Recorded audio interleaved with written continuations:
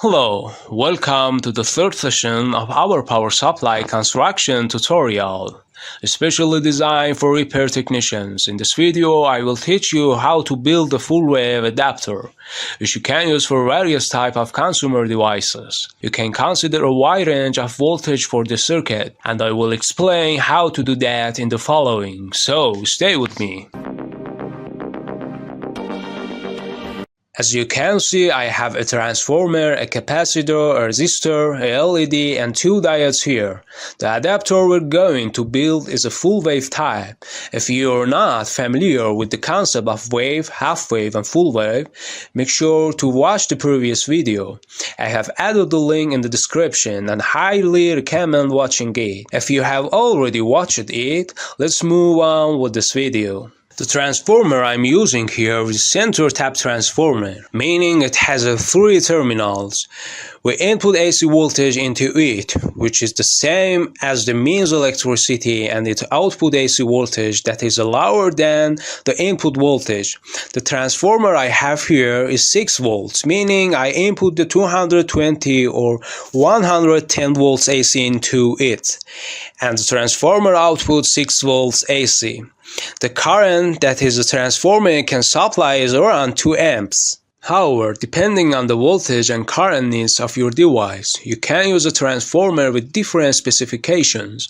For example, for this tutorial, I have chosen a 6-volt transformer. But if your device requires 12 volts and 4 amps, then you should definitely use and purchase a 12-volt 4 amps transformer. Keep in mind, the circuit you will learn here remains the same, only the transformer type changes according to the adapter or device requirements. Let's first go through the circuit and how it should be built.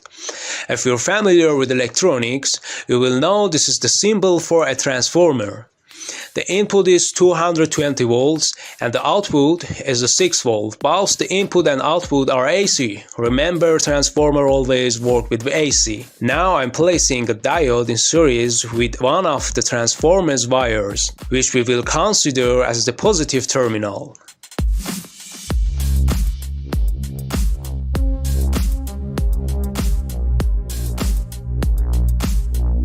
But what diode should we use? Based on the current you intend to draw from the circuit, I suggest two types of diodes, the 1N407 or the 1N408, which you can see in the image. There's also another larger diode which you can see here, labeled 1N5408. What's the difference between these diodes? Well, the 1N407 and 1N408 diodes are smaller in size, and the leads are thinner compared to the 1N5408 diode. If you plan to design the circuit for a device that requires 3 or 4 amps, you should definitely use the 1N5408 diode. But if your circuit comes with less than 3 amps, you can use the 1N407 or 1N408 diodes. In this case, I'm using the 1N5408 diode. Now, since my transformer is center tap, it has a third wire from the middle that acts as a negative terminal. The other end is the positive terminal, which I will also connect to another diode. So far, my circuit requires 2 diodes. I will label one diode as D1 and the other as D2.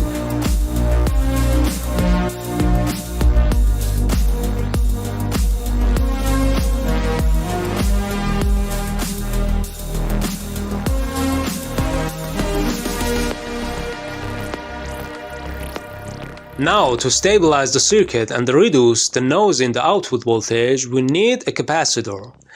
Since the transformer outputs 6 volts, I will choose a capacitor that works in the voltage range. It's generally better to use a capacitor with a voltage rating higher than 6 volts. For this, a capacitor rated between 10 and 16 volts will be suitable. However, if your transformer output 3 volts or 5 volts, it's better to use a capacitor rated between 5 and 10 volts. And if your transformer is 15 volts, you must use a 30 volt capacitor. The type of capacitor we are using here is electrolytic. So, how do we connect the capacitor to the circuit in this case? As you can see in the image, I'm placing the capacitor in the circuit this way, with the positive lead of the capacitor connected to the positive terminal of the transformer, and the negative lead connected to the negative side, just as shown. The cathode of diode D2 is also connected to the positive lead of the capacitor. Now, how are the LED and resistor going to be placed, and what is their function? The LED here indicates whether our power supply circuit has output voltage or not. So I place the resistor in this section and then connect the LED like this. The anode of the LED is connected to the resistor and the cathode is connected to the negative terminal.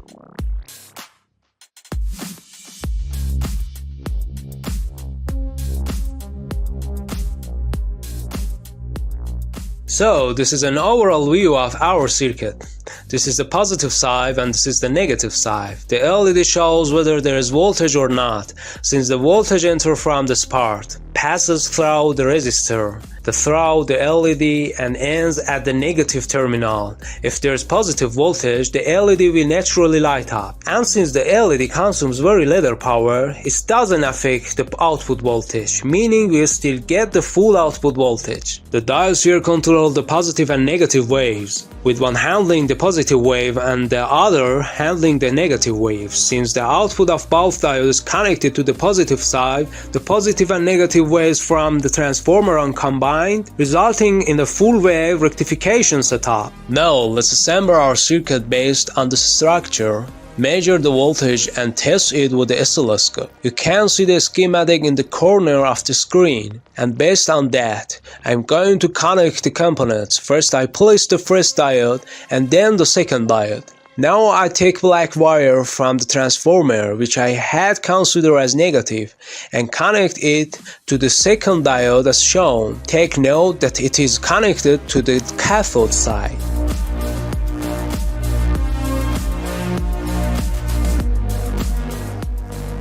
I connect one of the positive wires to the anode of the first diode and the other positive wire from the transformer to the anode of the second diode. Now it's time to connect the two diodes terminals.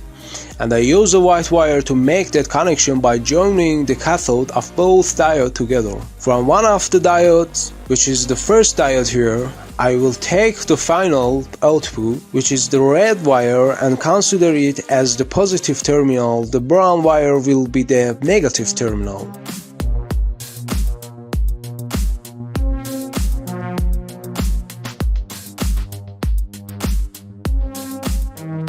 So, the final output of our circuit, which is DC, comes from these two wires. Now, according to the schematic and the tips I mentioned earlier, I will place the capacitor. The positive lead of the capacitor is connected to the diode's cathode, and the negative lead is connected to the negative wire of the circuit. Then, from the positive terminal, I take another connection using the resistor and place the LED according to the schematic as well.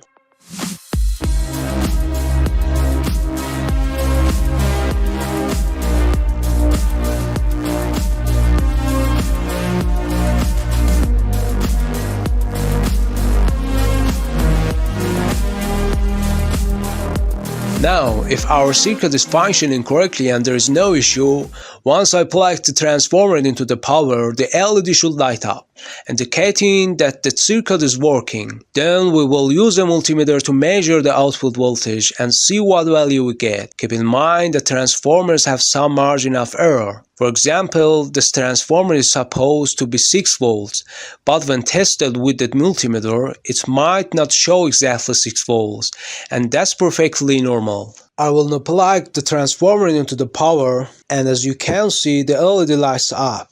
This means our circuit is functioning properly so far. Now I will set the multimeter to the DC mode, connect the negative probe to the negative terminal of the circuit and the positive probe to the positive terminal, and you can see it shows the DC voltage. However, as you can see, it's showing us 9 volts instead of 6. There could be a few reasons for this. The first reason might be that your transformer has an issue, meaning the output voltage of your transformer could be higher than the nominal voltage specified. You should definitely test this. How can you test it? I will completely disconnect the transformer from the circuit and set the multimeter to AC mode. Then measure just the output of the transformer. In this case, my transformer is a 6-volt transformer, and both wires are showing me 7 volts. This is not an indication of a faulty transformer, since transformers naturally have a margin of error of about 1 volt, so the transformer is fine here. Then why am I getting 9 volts in this case? The reason is the capacitor I chose has a capacity that is too high for the circuit. By reducing the capacitor's capacity, you can also lower the voltage. Be careful that you don't change the capacitor's working voltage, only its capacity should be adjusted. Of course, if you want your circuit's output to be 9 volts or even more, you can increase the capacitor's capacity. Here I used a 2200 microfarad capacitor, but if I want more voltage, I will increase the capacitor's capacity. However, keep in mind, this is the not real voltage. The circuit's actual voltage is still 6 volts. To keep the output at 6 volts, I will now change the capacitor. The voltage rating of both capacitors is the same, only their capacitors differ. Both capacitors are rated for 16 volts, but the one I'm using now has a capacity of 1500 microfarads.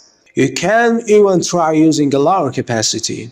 For example, I can use another capacitor with 22 microfarad but still rated at the 16 volt, as our main goal is to filter out the noise in the circuit. Now I will measure the output voltage again, and as you can see it shows 6 volts, so with the 22 microfarad 16 volts capacitor, we have achieved our desired 6 volt output. To determine the appropriate capacitor's capacity, you can also use capacitor capacity calculation formulas specific to the circuit. So, we have successfully built a power adapter circuit that allows us to create a highly practical adapter. If the transformer I use is too large for units, you can find smaller transformers with the required voltage. For example, for transformers up to 2 amps, there are smaller ones that are about a quarter of the size of the one I have here. Now, let's go ahead and check the waveform of the circuit we built using the oscilloscope. I'm connecting the circuit to the power supply, and as you can see, the LED lights up. I'm connecting the negative probe of the oscilloscope to the negative terminal of the circuit, and the positive probe to the positive terminal. As you can see, it shows a completely smooth voltage. To better visualize the changes, I will disconnect the oscilloscope probe from the circuit output and connect it to the transformer's output. Then I adjust the oscilloscope and you can see it's displaying an AC waveform.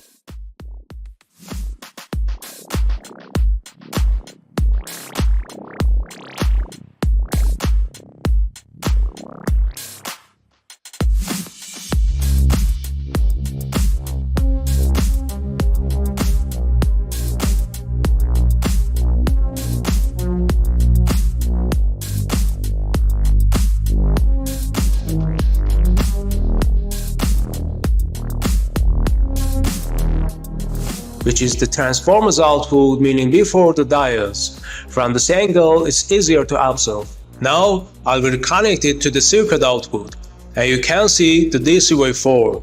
This is the same kind of voltage that power supplies provide. So the adapter we built is a full-wave rectified adapter with a completely smooth DC output. If I remove the capacitor, you will see many fluctuations and noise appear.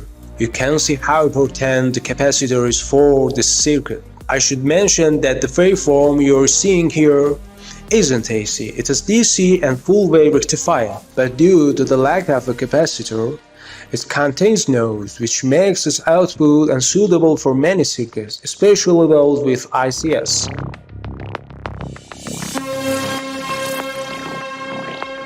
Now I'm placing the capacitor back, and you can see the noise has been filtered out, leaving us with a smooth full-wave DC output that can be used in circuit. So, you now understand how important the capacitor is for the circuit. In this session, you'll learn how to build and use an adapter to power various devices. Okay, thank you for watching this video. If you have any question, be sure to ask them in the comment section and they will answer. Don't forget to like this video and share with your friends. Until the next video, goodbye.